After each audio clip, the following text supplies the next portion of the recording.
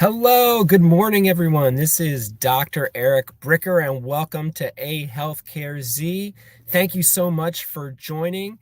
Today's topic is 5 PBM tricks. Now, as always, let's start off with a video and audio check. So if you're on LinkedIn or on YouTube, you can actually type into the comments and I can see it on my side. So let me know if you can see and hear me okay. And we've had tremendous interest in the 5 PBM tricks. And I'm actually going to try something a little different and try to be very concise as I present this material. Now, as I present the material, please put your questions and comments in the comment section of, again, either YouTube or LinkedIn. And then at the end, I will answer your question. So thank you so much for putting in those questions and comments. And good morning to all of you. Kim, thank you for joining from Colorado. Okay, now let me advance to the next slide. Okay, many of you already know who I am, but very briefly, my name is Dr. Eric Bricker. I used to be a hospital finance consultant before going to medical school. Then I went to medical school at the University of Illinois, then internal medicine residency at Johns Hopkins in Baltimore. I then worked as a hospitalist physician at the Baylor hospital system here in Dallas, so Plano is a suburb of Dallas. And then I actually started a healthcare navigation firm called Compass Professional Health Services that would contract with employers to help their employees navigate the healthcare system with their doctors and their health insurance, et cetera. And we grew that to about 2,000 employer clients, about 1.8 million people that we helped navigate the U.S. healthcare system. We then sold that business to Alight Solutions in 2018. And because I worked so much with employers and broker benefits consultants, et cetera, regarding how healthcare works, that I wanted to create these A Healthcare Z videos to continue to educate the masses, if you will, about how healthcare really works. Now, I've also recently become, somewhat recently, like 9 months ago, become the medical director for Simple Pay Health as well, which is an alternative health plan. So with that, let's get into the 5 tricks of PBMs. Now, trick number 1 is the PBM money flow. Now, this is super important. I would say that if you only remember 1 out of the 5 tricks, this is the trick you need to understand. I would also argue that if you work in healthcare finance or deal with the money in healthcare in any capacity whatsoever, that you essentially need to have this diagram here that I've created. You need to have it memorized.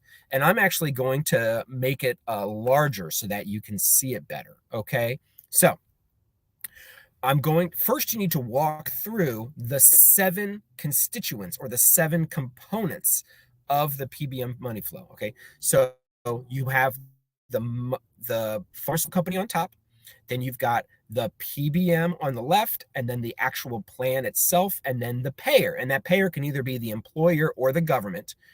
And then on the right side, you're going to have the wholesaler, the pharmacy, and the patient. So you need to be able to recreate this on a napkin. And just know the first thing you're going to do is you're going to draw these 7 players or 7 actors in the play.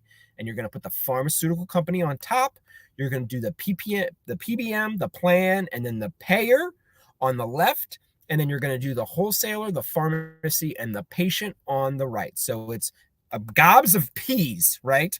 Okay, now that you have all the players, we're going to then start on the bottom left with the ultimate source of the money, with the money flow. The ultimate source of the money is the employer or the government.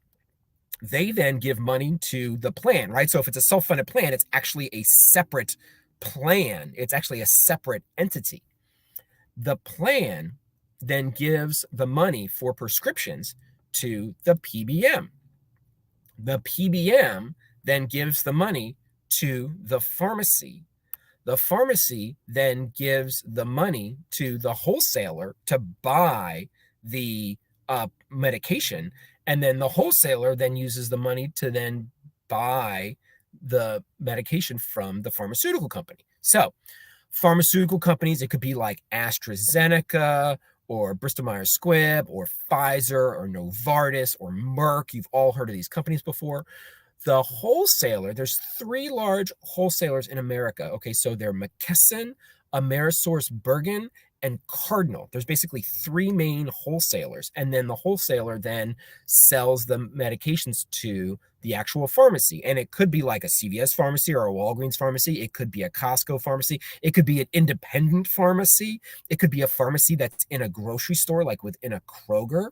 Okay, and then so the medication's going like this from the pharmaceutical company to the wholesaler to the pharmacy, and then obviously the patient is then getting the medication from the pharmacy. Now, I drew in a couple of arrows from the patient because, of course, the patient is oftentimes paying either a copay or is actually paying the pharmacy what their sort of patient responsibility is. But then I also drew a line from the patient to the plan, right? Because there's typically some sort of payroll deduction that would come out of the employee's pay to then pay for part of the plan. And typically about 20% of overall plan costs actually come from the employees themselves through payroll deductions. And then the other 80% come from the employer or the government, let's say if it's Medicare or Medicaid, okay? And that's fine. Pause. The arrow we are now going to discuss is this red arrow right here, because the pharmaceutical company then pays the PBM. Now, historically, what you've heard are that there are these things called rebates that the pharmaceutical company pays, where let's say for a $400 medication, the pharmaceutical company actually pays the PBM $100. And then the PBM would be like, oh, we've got this $100. We're just going to give some or like the vast majority back to the plan itself because we got this rebate. But there's a problem. One is that the actual amount of the rebate that's retained by the PBM it's not necessarily transparent. You don't necessarily know exactly how much the rebate that the PBM is actually keeping, but there's another problem, and that is more and more of the payments from the pharmaceutical company to the PBM come in the form of things other than rebates. So I listed up here in the upper left-hand corner the other types of payments that pharmaceutical companies pay to PBMs. They also pay a formulary placement fee. They pay a market share payment. In other words, like the more of Humira that the PBM can run through the plan for the treatment of rheumatoid arthritis, as opposed to Enbrel, which is a competing specialty pharmacy medication, then the makers of Humira, AbbVie, would actually give a bonus. What does that sound like? It sounds a lot like a commission to me. Then there's also administrative fees. Also kind of sounds like a commission to me. And there's also bonuses. Also sounds like a commission to me. So really, the PBMs, and there's three major ones, right? There's Express Scripts that's owned by Cigna, which is actually under its quote-unquote Evernorth Healthcare Services umbrella now.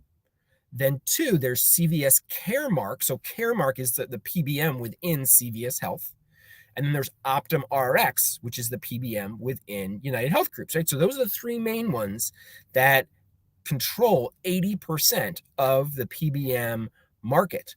And you need to understand, and many of you already understand, that the pharmaceutical companies pay commissions to the PBM. Okay, so that's number one. That's how the money flow works. Trick number two, spread pricing. Okay, here is another way that PBMs make money, and it is probably the most complicated way that they make money. So I'm doing it as number two while your brain is still fresh. Okay, so in spread pricing, this only applies to generic medications. And in generic medications, there is something referred to as the average wholesale price, or the AWP. It's sort of, you can think of it like on a car, it's like the MSRP. Now, there is another price for a medication, and that's referred to as the MAC, which is the maximum allowable cost. Now, there is a third price for a medication, and that is referred to as the NADAC, the National Average Drug Acquisition Cost. So just know, and by the way, this isn't even all the prices for the same medications. There's actually over a dozen different prices for the same medication, but these are the main ones that you need to know. Now, how do all these prices fit together? I've drawn this small graphic here that you can see. So the plan has to pay the PBM money for a medication. Let's use amlodipine. By the way, this is a real example. This is a real generic blood pressure medication, very commonly used. These are real prices for, that's the real price for the AWP. Okay, so the PBM has quote unquote negotiated a discount off of AWP for the plan. That's the quote unquote value that the PBM is providing to the plan, is we've negotiated you this discount. So the plan is only paying 20% of AWP. In other words, the PBM has negotiated an 80% discount off of AWP. So you're thinking like, wow, that's amazing. What an amazing discount, right? So if you take $2.38, and again, that's per pill. If you take $2.83 per pill as the AWP and you multiply it by 0.2, then that gets you 48 cents per pill. And so the plan's thinking, oh, that's a wonderful deal. Now the PBM then turns around and has to pay the pharmacy.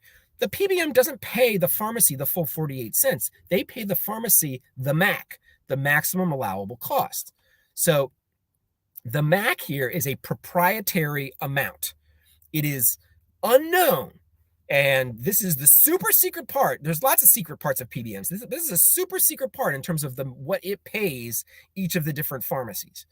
Now, let's just say in this example, the MAC for amlodipine is 25 cents, which means then the PBM would keep 23 cents, right? Because when you add the 25 cents to the 23 cents, that gets you the 48 cents, which is what the PBM was paid by the plan. Now, they also add a small dispensing fee as well that they'll pay the pharmacy. Then the pharmacy has to then buy the medication itself from AmerisourceBergen, Cardinal, and McKesson. And that price that the pharmacy then pays to the wholesaler, that's what WS stands for, is the NADAC, is the National Average Drug Acquisition Cost. So guess what the NADAC is for amlodipine? It's $0.019. What's that also known as? 1.9 cents. So about 2 cents. So that begs the question, if the pharmacy is buying the medication for 2 cents, then how in the world did somebody come up with $2.38 per pill as the quote unquote average wholesale price? The answer is there are two companies that are quote unquote the grand high arbiters of AWP. And those two companies are Medspan, which is actually a part of a Dutch publishing company called Wolters Kluwer, which many of you may or may not be familiar with. Yes, believe it or not, a Dutch publishing company is actually the grand high arbiter of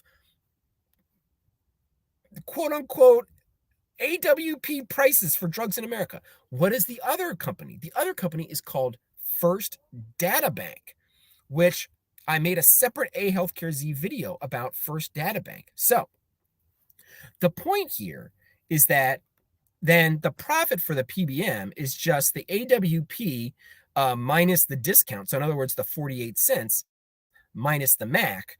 And then the pharmacy profit is then the MAC minus the NADAC that they bought it for. And so that's spread there on the generic medication. So everybody thinks, oh, these generic medications, they're so affordable, yada, yada, yada, right? You're like, oh, I'm getting a great deal at 48 cents, right? Notice that 48 cents is 24 times what the actual cost of the medication was for the pharmacy. So even generic medications are getting marked up substantially. What's a perfect example of a go around spread pricing? Believe it or not, in some states in America, doctors can actually dispense medication. So where I am in Texas, it's actually against the law to do that. But in places like Kansas, doctors can totally dispense medications. And so direct primary care physicians will just buy their own amlodipine directly, and they will then sell it to their patients, typically at cost. And so and another very common blood pressure medication is lisinopril.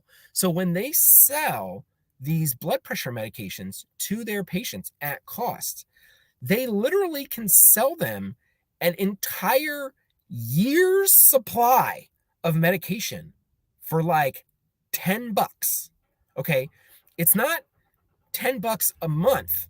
It's $10 for a year. Sometimes it's $5 for a year. These generic medications are so incredibly cheap that you can give a person an entire year's worth of blood pressure medication for like $5, which, listen, for a lot of people that have a very low or no income, like being able to give them medication for $5 for a year is hugely helpful at keeping them out of the hospital and keeping them out of the ER and keeping them healthy, right? So this is one of the big tricks in America, that quote unquote healthcare is expensive. Healthcare is actually not expensive. It's actually not. We've just made it that way. It doesn't have to be that way. Okay, next up, trick number 3. Rebates. Now, of course, all of you probably familiar with rebates. I kind of went over it in the first example of the money flow, but let me go through trick number 3, which is rebates. Okay, so the rebate is the amount of money that the pharmaceutical company is quote unquote giving back to the PBM, essentially as a commission. So let's take the example here of a $400 a month medication. It might be for for diabetes, right? It's very common for diabetes medications. So it might be like Januvia, let's say, that's $400 a month, and then the PBM is giving $100 as a rebate back to the PBM. But then it's a question of, well, how much? And that rebate, by the way, less and less of that money is actually coming in the form of rebates, and more of it is now in the form of those admin fees and those bonuses and those formulary placement fees. But so of that $100 that the pharmaceutical company is giving to the PBM might be keeping 75 of it, and only 25 of it is being passed back to the employer. So the employer doesn't know this $100. The employer doesn't know the total compensation that the pharmaceutical company is giving the PBM. And so when the employer gets $25, they're like, oh, this is great, I'm getting $25, but they don't know that it's 25 out of 100. And so what this does, like all commission relationships do, is, what does a commission do? It incentivizes the PBM to not only actually have higher drug costs, but also have more prescriptions. So PBMs, which are owned by insurance companies, want plan members to take as many pills as humanly possible, to take as many specialty medications as humanly possible. Health insurance companies are incentivized financially to have people take as many medications as possible. In fact, if you listen to the quarterly earnings calls for United, Cigna, Anthem, CVS Caremark, one of the statistics that the Wall Street analysts track is script count. It is one of the metrics that is used to measure the financial performance of Anthem and United and Cigna and CVS Health, Aetna. So script count wants to go up. The script count goes up. The Wall Street analysts are like, oh, that's great. Well, listen, if you're an employer and you actually do things like, whether it's your wellness program or you have people see more primary care physicians, et cetera, and you're more proactive about preventive care and treating chronic conditions, like, your goal is actually to have the amount of medication that your plan members take go down. So like your interests and the financial interests of the insurance company / PBM are misaligned. Okay, next. Trick number 4, group purchasing organizations. I just published a video this week. The GPO is an established middleman in healthcare that historically was used for hospitals. So this is the GPO hospital example here, where here you have a hospital and the group purchasing organization would then negotiate quote unquote discounts from a supplier. And the hospital would use this for buying things like gauze and bandages and syringes. And then it expanded into like, okay, we'll buy like, our bed linens, and then we'll buy our actual hospital beds, and then we'll buy our ventilators and all sorts of hospital supplies, and even like hospital software systems. The GPO like negotiates discounts for these hospital software systems. Now, the suppliers pay the GPOs a commission, a kickback. And so the GPOs and I'm going to get to this in the next one, the GPOs are then legally allowed to accept these kickbacks. The GPOs are legally allowed to accept these commissions from the makers of the bed linens. Excuse me, the makers of the syringes, the makers of the hospital software. The GPO is legally allowed to receive the commissions from the suppliers. The big companies that are the GPOs for hospitals are Premier and Vizient. Now, that protection of commission is exactly why then PBMs have created their own GPOs. For Express Scripts, oftentimes abbreviated ESI, their GPO is called Ascent Health Services. The CVS GPO is called Zinc. The OptumRx GPO is called MSR. Now, interestingly, Ascent Health Services is based in Switzerland and MSR is based in Ireland. So not only are these entities, quote unquote, legal shelters to protect the commissions that that PBMs receive, they're also located overseas. Are they doing that for secrecy purposes? Are they doing that for tax evasion purposes? I don't know, but it's very interesting that we have the money for your health plan is running through a foreign company that is allowed to receive commissions from pharmaceutical companies.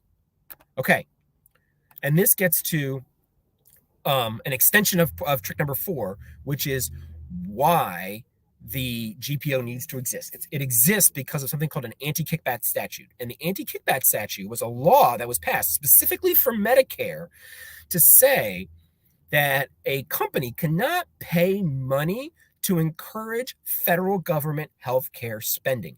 And this was big when like pharmaceutical doctors used to buy physicians golf clubs and send them on trips to Hawaii. And they used to actually literally pay the doctors commissions to prescribe their medications, like back in the day, like back in like the 60s, 70s, the 80s. Okay. And so the government was like, well, that's not good. Listen, we don't want doctors being paid commission to prescribe medication because then they're just pill pushers.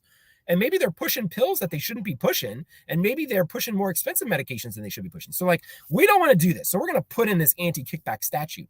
Okay. That applied to also, because ultimately the hospitals being, getting their, linens, et cetera, that was viewed, and the commissions that were being paid to the group purchasing organizations, that was also viewed as a kickback. Now, the GPOs were like, well, listen, it's very different. It's not like paying doctors for being pill pushers. You should give us what is referred to as a safe harbor from the anti-kickback statute. So a safe harbor basically means that they're exempt from the anti-kickback statute. So that's why GPOs are legally allowed to receive commission payments.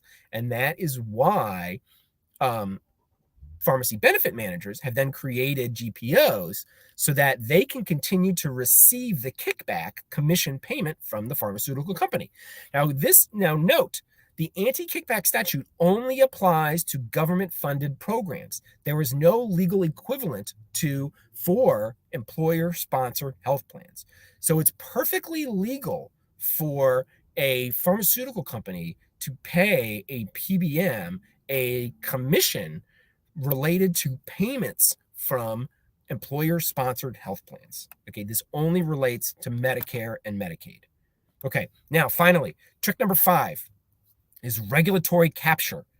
And regulatory capture was originally an idea that was created by, it was really an observation that was created by an economist named George Stigler. I think he first published his research on this in the 70s, and then he won the Nobel Prize in economics for it in the 1980s.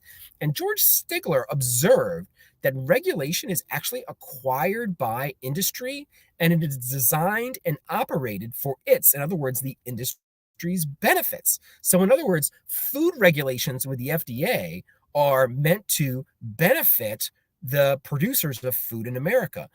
Healthcare regulations in America are meant to benefit hospitals and doctors and pharmaceutical companies and medical device companies. So, in regulation, we think it is often for the betterment of the quote unquote people, when in fact the regulation is benefiting the industry. Let me give you some specific examples. So this is where, like, the Affordable Care Act is a fantastic example of regulatory capture, where the Affordable Care Act put in 0 lifetime maximums for health plans. Health plans have to pay out indefinitely for services that are incurred by plan members. And as a result, pharmaceutical companies are now charging $2 million a year for some of their medications.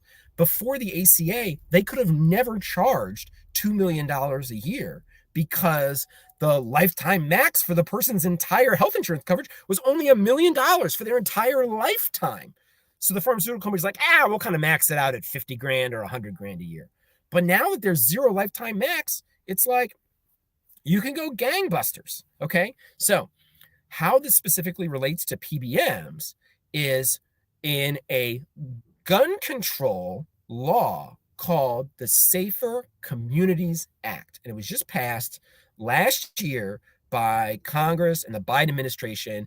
And it puts in place things around mental health and being able to buy a gun. And then it also puts in things around like gun runners and illegal gun sales, and trying to tighten those loopholes for illegal gun sales. Now, this is not a conversation about gun control and gun selling, whatever. The point is that within the Safer Communities Act, there was a law about PBMs. Something that was completely unrelated to gun control at all. They snuck in a law within the Safer Communities Act that said that PBMs would continue to be exempt from the anti-kickback statute until 2027. Well, why did they have to do that? Because the Trump administration had actually put in a Health and Human Services decree that said that the anti-kickback statute had to apply to PBMs now, and it would be illegal for PBMs to accept commission payments from pharmaceutical companies for their prescription coverage for Medicare. So, and that was essentially an existential threat to the PBM industry. But it was done by presidential decree. And then when Biden became president, it was supposed to go into effect January 1 of 2021 or 2022. And when Biden came into office, he's like, we're just going to delay that until 2023. But with the Safer Communities Act, it's no longer done by presidential decree. It's now a law that is codified by Congress. So now the pharmaceutical companies can continue to pay PBMs commission until 2027. So keep in mind that this is complete. So in other words, the PBMs don't even need a GPO right now.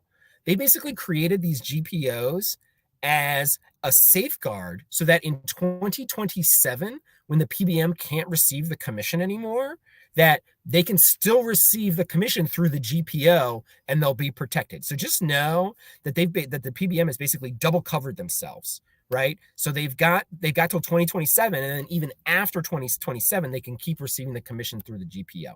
So here are the take-home points. 1, PBMs are paid commissions by drug companies. 2, commissions are a conflict of interest with payers that hire the PBM. 3, of course, this is a quote by Charlie Munger. It is one of my favorite quotes in healthcare. You've heard me say it before. Of course, healthcare is screwed up. The incentives are all wrong.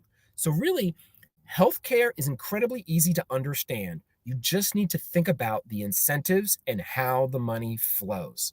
And healthcare innovation is not about software, it's not about technology. Healthcare innovation and quote unquote fixing healthcare in America is about fixing incentive misalignment. The real innovation in healthcare. And listen, there are people that have made comments about transparent PBMs. Listen, there are ways that employers can address this. One, it is like you don't need an act of Congress, you don't need a law. Like you can also like not work with the big three PBMs anymore. Like that is a choice for you. So just know that you have solutions. Like you don't have to accept the status quo. There are alternatives. And so with that, thank you all for your questions. For the sake of being concise, I'm going to answer your questions in the chat. So I'll type answers to your questions. If you would like to connect with me on LinkedIn, please feel free to do so. If you'd like to join my A Healthcare Z video email list, I've got about 4,000 people on that list now. Just email me at ericb@ahealthcarez.com and I can add you to that list. And with that, I hope you have a fantastic Friday and a great weekend. Thank you so much for watching.